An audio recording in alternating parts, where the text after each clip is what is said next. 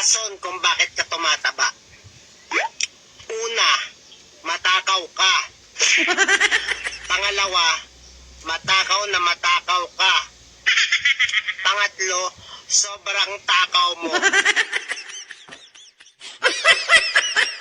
Walang babaeng bumibitaw basta-basta. Walang babaeng hindi nagbibigay ng second chance, kundi sobra-sobra. Kasi ang babae, sobra-sobra sa lahat ng bagay. Ikaw ang may kasalanan, siyang magpapakumbaba. Mag-aaway kayo, hindi matutulog yan hanggat di kayo maayos. Actually, sila yung iyakin pero strong kasi kinakaya nila lahat. Kahit pagod na yan, ilalaban pa rin nila. Ganun sila. Kaya sana idol, wag natin sila basta-basta itapon. Kasi ang babae, maraming beses yan magpapakatanga. Pero once na nagising yan, kahit lumuhod ka, ngitilan yan makikita mo, sabay talikod sa'yo. Swentok yan. Bakit kaya yung anak ko, dadalitin muna ako bago sumunod? Ayaw mo ba talaga na kalmadong nanay? Kaya kayo, huwag nyo musgan ang nanay na sinisigawan ng anak nila. Hindi nyo alam kung ilang beses nakiusap yan bago sumigaw.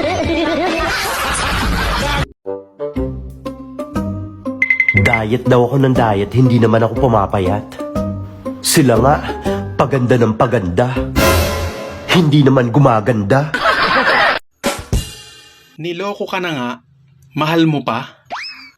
Alam mo yung alamat ng tatlong tanga? Kapag di mo alam, pang-apat ka na.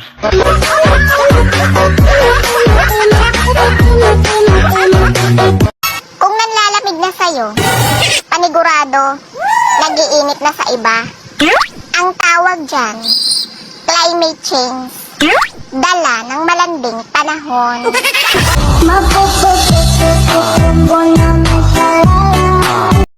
Hindi lahat ng relationship totoo.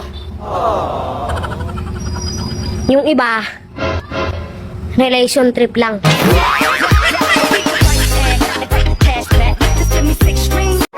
Uy, B, wag mo nga hayaan na baguhin ng pera ang ugali mo.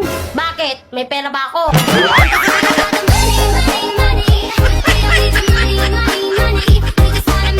Ang tahimik mo. Namimiss mo, no?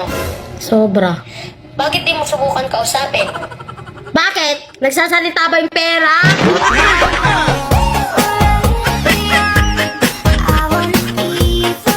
Kung wala kang pera, huwag kang malungkot. Madami tayo. Tandaan mo, mas marami, mas masaya.